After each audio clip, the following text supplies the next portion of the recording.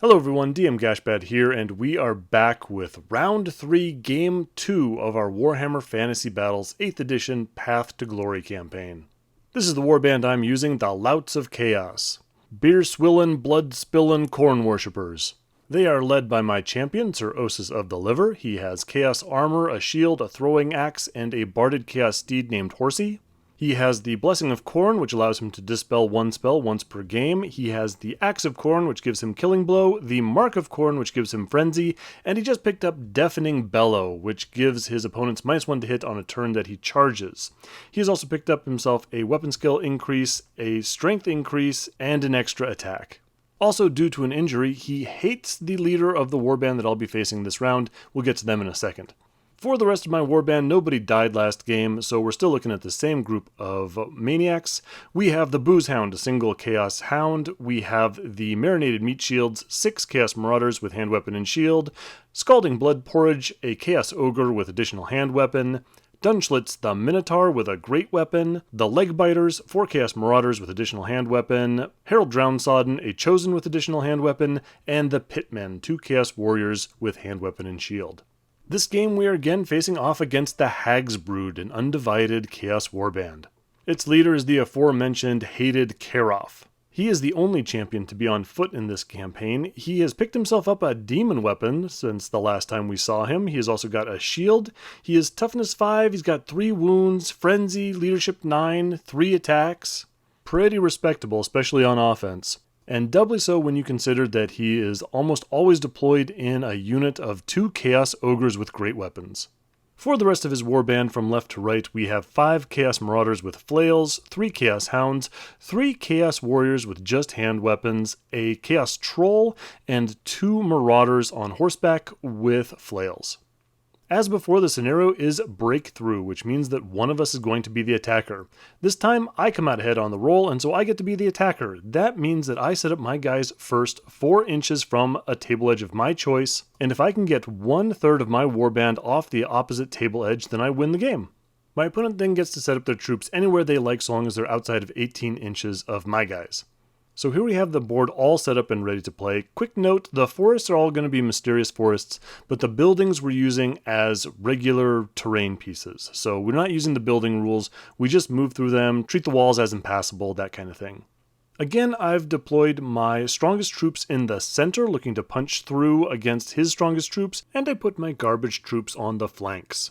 Number 1, they're not really that good in a fight, so they're not going to help out that much. Number 2, hopefully they'll force my opponent to spread out a little bit to prevent them from escaping off the opposite side of the table. For his part, my opponent put his Marauders with flails and the Chaos Hounds facing off against my larger unit of Marauders, the Meat Shields, over on the left. His strongest forces deployed to counter mine. He's got the Ogres and his champion in the center, flanked by the Troll and his Chaos Warriors. And the Marauder Horsemen are off by themselves on the right after their Vanguard move. So according to the scenario rules, the attacker gets the first turn. After their Vanguard move, the Marauder Horsemen have gotten just a little bit close to my center. And so I decide to declare a charge with Scalding Blood Porridge, my Ogre. He needs a pretty good number, he needs a 10, so I guess they're about 16 inches away. He fails, but it doesn't really pull me out of position, and I think it was worth a shot to clear those guys off and leave a wide open section of table for my guys on the right to advance past. He does end up with a bit of his base in that forest, which I find out is a venom thicket, meaning he needs to roll a dangerous terrain test, which thankfully he passes and doesn't take a wound. For the rest of my movement phase, I'm a bit all over the place. On the right, the Leg Biters can advance forward, and because they're skirmishers, move into a formation where they're outside of the arc of sight of those Marauder Horsemen, keeping them safe. I decide the Chaos Hound might be better off working as a redirector in the center, so I pull him back over to the left. On the right, I decide that those meat shields are not going to break through the Chaos Hounds and the Marauders with the flails, so I pull them to the right. The Pitmen and Herald make a cautious advance, and I successfully make a leadership test with my champion so he doesn't have to go charging off against anyone due to his frenzy. As to where to actually move my champion, I have to think about that for a little bit. Because my champion hates my opponents, and I have Killing Blow and a bunch of attacks, I'm not particularly worried about getting into a combat with that unit of ogres with the champion. Because we're using the 8th edition Chaos rules, we both have to challenge, we both have to accept, so I'm not going to have to worry about the ogres. And I think the odds of me getting enough attacks through to cause Killing Blow on his champion is pretty high. Now it is possible that he just kills me right back in return, but I think my Warband is a little better than his on average, and so I think it's worth the trade-off. The thing is that he's deployed the ogres and the champion a little far back. So if I'm going to get to him, I'm going to have to survive a charge probably from either the troll or the Chaos Warriors or both. And since my guy is only toughness 4 with 2 wounds, I'd really hate to have them peel off a wound, or worse yet 2, before I get into combat with the champion. So what I do is I move forward a bit more aggressively with Dunchlitz and Sir Osis, and I join those two together so now they're one unit. Sir Osis is on the right side, so if those Marauder Horsemen want to charge me in the flank, they'll be fighting him, which I'm not too worried about, especially since they have to charge through that Venom Thicket. It's a pretty long charge with the ogres and the champion, so he's probably not going to make that. He could try with the Chaos Warriors or the Troll, but it's definitely not a foregone conclusion that they're going to make that charge, and even if they do, I think Dunchlitz and Sir Osis wins pretty handily. Mostly though, I just want to move these guys up a little bit more aggressively to see what my opponent makes of it, and maybe start in with a charge and counter charge cascade. So round 1 for the Hags Brood, and my opponent decides not to go for it. He goes with a more cautious general advance and repositioning. The Marauders and the Chaos Hounds start slowly moving around that skull monolith on the left. The Chaos Warriors reposition themselves on that hill. The Troll fails Stupidity, which doesn't help, and so he just blunders forward a bit. The Ogres and the Champions stay more or less where they are. And to be honest, I'm not really sure what the Marauder Horsemen are doing. I want to say they just advanced right up to Sir Osis's flank. But if that's the case, I'm not entirely sure what they were trying to accomplish. It's possible they actually declared a charge but failed it, but that would have been a really bad roll if that's the case. Yeah, again, I just don't know. So that brings me to my turn, and I have either been given a number of opportunities or a number of traps. Either way, I decide to take them. Sir Osis decides to let his frenzy do the talking and charge away from Dunchlitz and into the Chaos Warriors on the hill. I don't need those guys charging into me and getting that nice +1 combat resolution for charging down a hill. Those guys are fairly valuable, and I think Sir Osis can chase them off. But I am aware that because of Sir Osis's frenzy, even if he breaks or destroys them, he's going to be forced to pursue or overrun straight into that piece of impassable terrain and just hang out there with his flank facing the ogres and Kaeroph. The thing is, again, I'm okay with that. If they charge in on the flank, they're going to get a bunch of combat resolution, they're going to get an impact hit. But again, like I said, I think the likely outcome is that I'm going to kill his champion. I may or may not die in return, but I still think it's worth the trade, especially if I can get rid of these Chaos Warriors, which are some of the more powerful fighters he's got left. In other charges, Scalding Blood Porridge, the ogre just storms straight into those Chaos Marauders that came right up in front of him. Again, he passes his dangerous terrain test, so he doesn't take a wound from the poisonous spiders biting him as he moves through the forest, and I think that's going to be a pretty easy combat for him. In further moves, the Legbiters make a break on the right-hand side of the board and continue to move towards the table edge and freedom. The Boozehound goes and hides, and Herald the Pitmen and the Meat Shields all advance up into the center. I go with the Ogre versus the Horsemen first. For the glory of the Hags Brood, the Marauder Horseman managed to plant a wound onto Scalding Blood Porridge, but in return he squashes both of the Horsemen. I'd like to keep him around in the center to help out if needs be, but he is still a little bit in that Venom Thicket, so when he goes to reform, he has to make another dangerous terrain test and ends up getting bitten on the ankle by a poisonous spider and takes another wound. For his part, Sir Osis and Horsey only managed to kill one Chaos Warrior, still no killing blows. That's a little disappointing, but they don't take any damage in return. That means that the Chaos Warriors now have a -2 break test, so they're looking for a 6 or less, which they fail and take off. But they do manage to outpace Sir Osis and Horsey. Horsey just goes and headbutts that monolith like I predicted, but one of the Chaos Warriors has trouble navigating it, trips on a branch and breaks his neck, dies on the dangerous terrain, and so it's only one Chaos Warrior fleeing away. Over to the Hags Brood, and they have a number of opportunities that they are taking advantage of now. First off, the Hounds have a charge that I didn't see coming. They could see the flank of the Pitmen around that building, and so jump over it and into their flank. I'm not too worried about this. If the Chaos Warriors can't fight off Chaos Hounds, then they don't belong to be in that armor in the first place.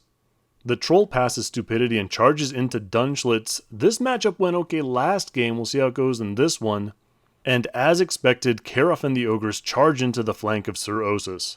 On the left, the Chaos Warrior rallies, and the Marauders with the flails start sweeping between the monolith and the tower. No shooting, no magic, straight onto close combat, and we're gonna start with the big fight. I don't take any damage from the impact hit. Kaeroph has to challenge Sir Osus, and we both strike at the same time. It's possible that in my assessment of these combats, I was still thinking of Kaeroph as having a great weapon. He doesn't have a great weapon anymore, he has a demon weapon. So that means we strike at the same time, but I get lucky, and Sir Osus makes all his armor saves and doesn't take any damage. For his part, Sir Osus has 3 attacks that hit on 3s and get to reroll misses. This means that I'm able to put 2 wounds through on Kaeroph, which is pretty good, but not good enough. He still has a wound remaining. So that's about it for the combat. It's going to be tied up, but at the last minute, I remember Horsey, my Chaos Steed, and so I roll for Horsey's attack and, like a champ, puts the last wound onto Kaeroph and he topples over. Oh, Horsey, you beautiful, stupid, slow-moving beast. With the Ogres unable to attack due to the challenge, that means they have lost the combat by 1 and they break as well. Sir Osus still has to pursue because of the frenzy, and that is absolutely fine with me. Horsey doesn't manage to catch them. The Ogres manage to get away. Absolutely fine, Horsey. You have done enough. Elsewhere on the field, things don't go as well. The Troll puts 2 wounds onto Dunchlitz the Minotaur, who in return fails to hurt the Troll entirely. Dunchlitz is down by 3 on his break test, Sir Osus is miles away, and so Dunchlitz breaks but manages to escape. Sorry I don't have a picture of any of that. That does cause a number of panic tests in amongst my lines, and Harold Drownsodden fails and just falls short of fleeing through the meat shields. Somewhat embarrassingly, the Hounds and the Chaos Warriors fail to hurt each other. The Pitmen now have a -1 break test they gotta pass, which they do, but they don't pass the leadership test to reform, so they're gonna have to try this again next round. Over to Louts of Chaos, round 3, and Sir Osus keeps doing what he does. He declares a charge on the Ogres who don't run away far enough. They are caught and destroyed. They do end up inside that forest, which turns out to be a fungal forest.